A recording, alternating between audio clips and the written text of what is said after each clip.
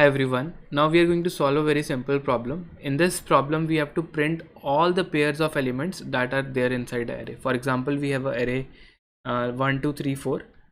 So what we can print is 1 can form a pair with 2, this is a pair. 1 can form a pair with 3, this is a pair. 1 can also form a pair with 4. Then let's talk about 2. So 2 has already formed a pair with 1, so we are not going to print it.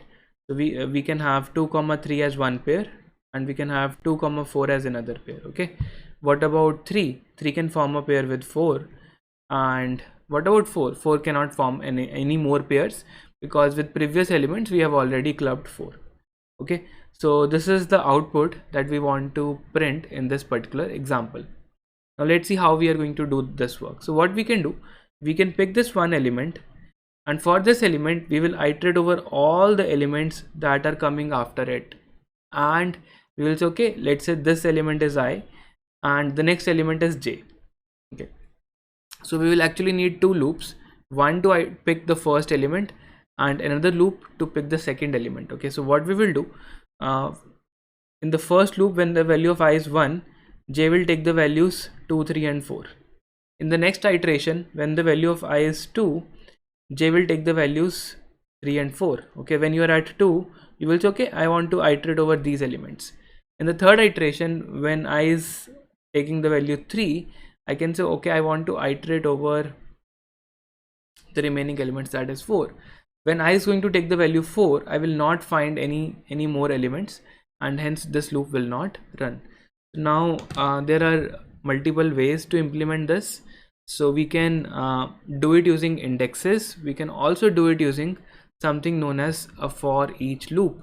So let me teach you about a for each loop, and let's see how we can solve this problem using both ways. Okay, so firstly, if you want to print all the elements of the array, you can say for auto sum integer x, that is let's say x that is there inside this particular array. I can say cout x.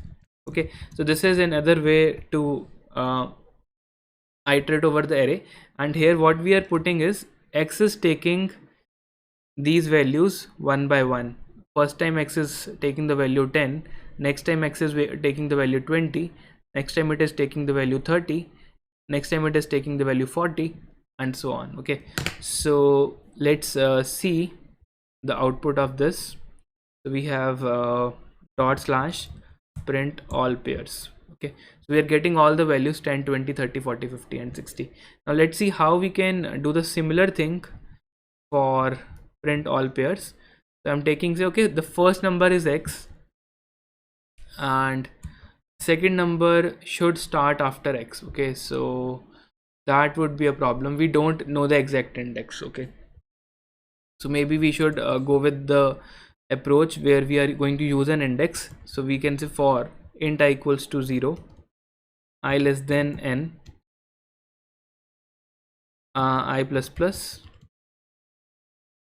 Okay, so the first number x, this would be array of I, and we also need to find the next number y with which we are going to pair this up. So we can say for int j, that is going to start from index I plus 1. Okay, and j should also be less than n, and we can say j plus plus. Okay, so what should be our second number? Let's say that is y, that is nothing but array of j. So every time, for every value of I, we are going to print the ith number and the jth number. We can say cout, we can have x followed by y, maybe followed by a new line. That's it, and that's it, maybe a new line here also.